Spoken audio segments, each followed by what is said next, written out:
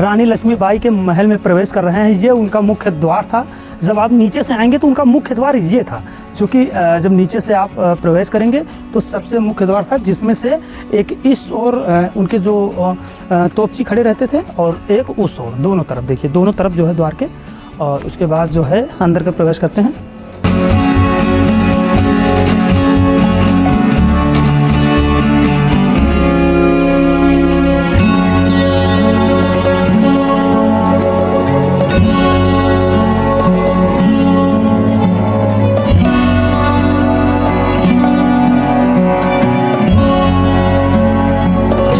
गौस खान की कब्र की ओर चलते हैं। कहते हैं गौस खान जो था वो रानी लक्ष्मीबाई का सबसे विश्वास पात्र तोपची था।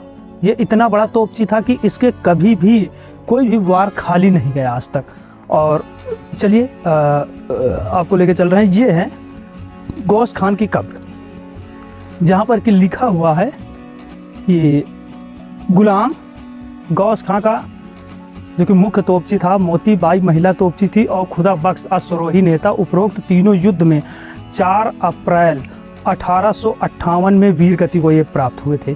और उनकी यहाँ पर जो है ये कब्रें बनाई गई हैं। अब आपको इसके आगे की ओर लेके चल रहे हैं, पंचमहल की ओर।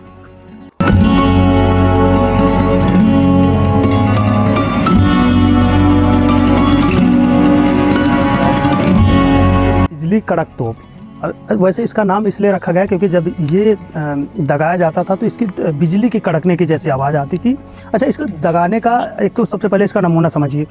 ये इसके अंदर एक गोला डाला जाता था, ये गोला, और इसका जो है ये मोटाई का बेस करीब 2.5 इंच से ज़्यादा होता था, 2.5-3 इंच का होता था। और ये सब मिला करके कम से कम ये 1 फीट का मोटान का होता था पूरा। और इसमें जो है नक्काशी ये की गई थी, आगे शेर का मुख टाइप का बना करके, आँखें और ये सारी चीज़ें।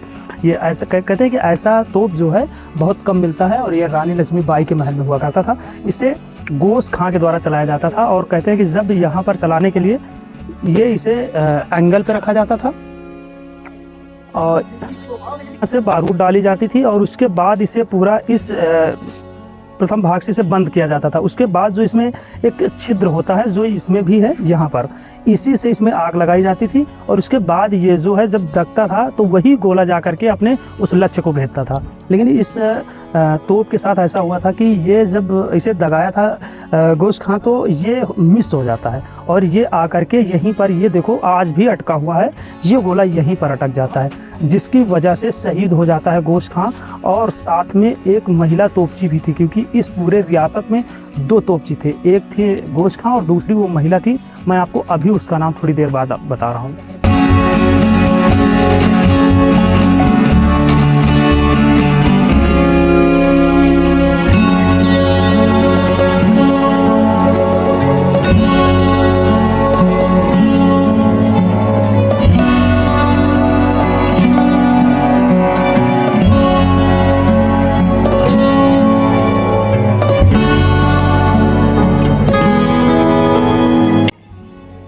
आपको मैंने कड़क बिजली तोप के बारे में बताया था, जो कि रानी लक्ष्मीबाई के समय थी। और वहाँ से मैं आपको लेके चल रहा हूँ ऊपर की ओर, जहाँ पर कि यहाँ पर गंगाधर राव यहीं पर विश्राम भी करते थे, यहीं पर मंत्रणा भी करते थे और यहीं से अंग्रेज़ों के खिलाफ़ लड़ने के लिए सारे रणनीति बनाते थे। तो आइए चलिए ऊपर की ओर।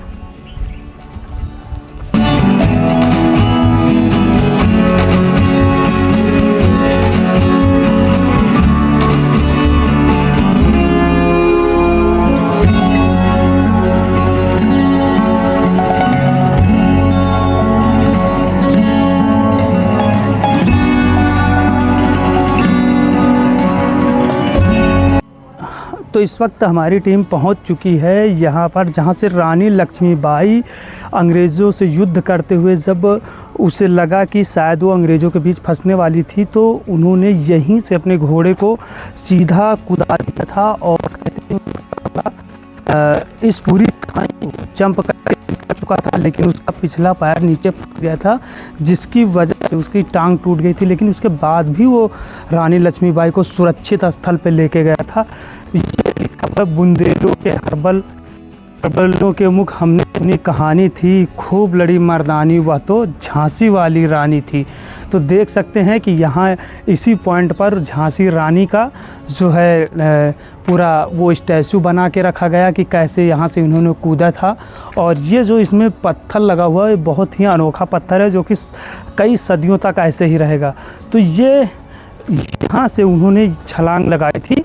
अब आप ज़रा नीचे की ओर देखिए, इतनी उन्होंने छलांग लगाई थी जो देखने के बाद आपके रोंगटे खड़े हो जाएंगे। तो यहाँ पर रानी लक्ष्मीबाई ने इस खाई से नीचे की ओर कूदा था।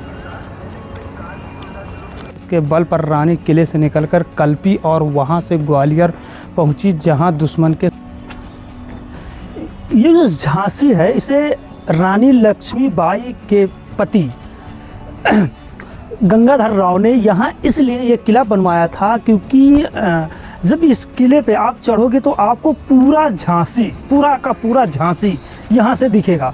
और कहते हैं कि जब रानी लक्ष्मीबाई ने अपने हाथों में इस पूरी बागडोर को संभाला था तो वो अक्सर इसी स्थान पर आकर के, इसी पॉइंट पर आकर के ये आपको ये ऐसे बुर्ज इस महल के चारों ओर मिलेंगे और इन्हीं बुर्जों पे वो खड़े होकर के अपने पूरी प्रजा को देखती थी।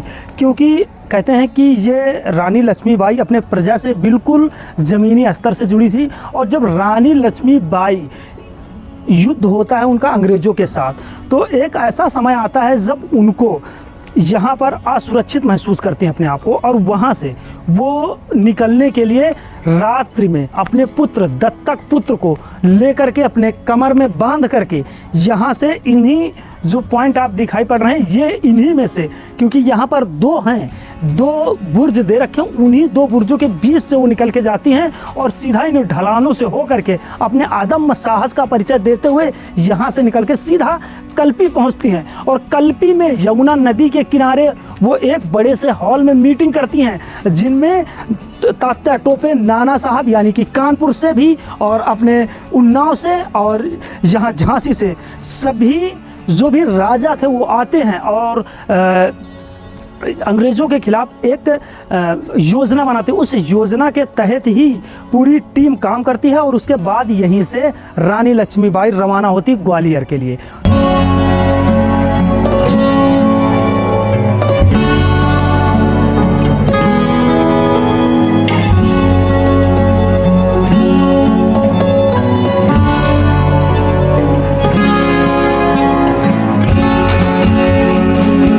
यहाँ से रानी लक्ष्मीबाई के सारे सैनिक जब युद्ध होते थे तो यहीं से वो गन पॉइंटों से वो चलाते थे बंदूक और तोपें। ये देखिए ये लोहे के हैं कपाट, जब इन्हें बंद कर दिया जाता था तो यहाँ से वो देखने के लिए ये इतना झरोखा खोल रखे थे।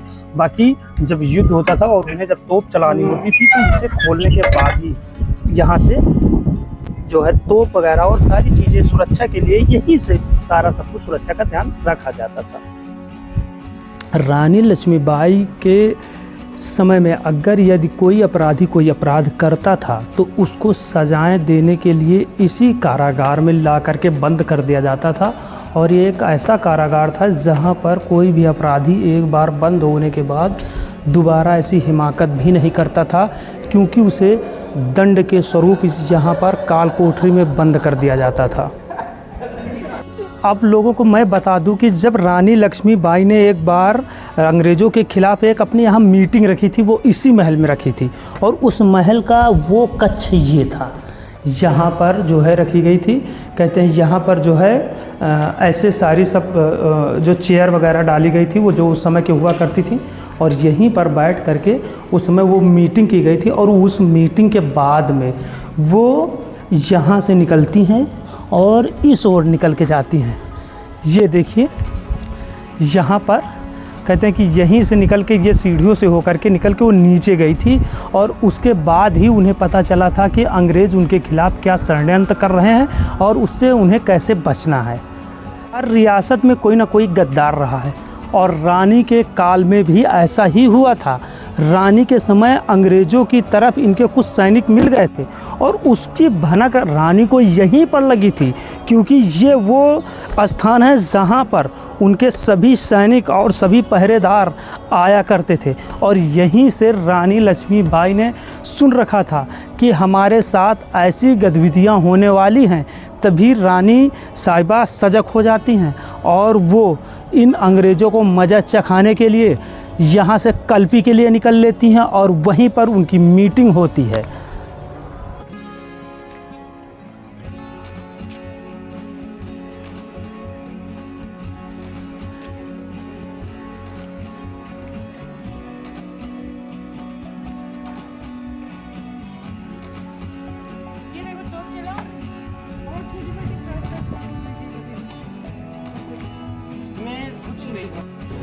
अंग्रेज़ जब रानी लक्ष्मीबाई से हारने लगे तो उन्होंने एक षड्यंत्र रचा और रानी लक्ष्मीबाई के मंदिर के ओर अपने तोपों का मुंह घुमा दिया था और रानी लक्ष्मीबाई ने अपने तोपचियों को इस मंदिर पर क्षति न पहुंचे इसलिए रोक दिया था और यही कारण था कि रानी लक्ष्मीबाई को अपना महल छोड़ करके भागना पड़ा था।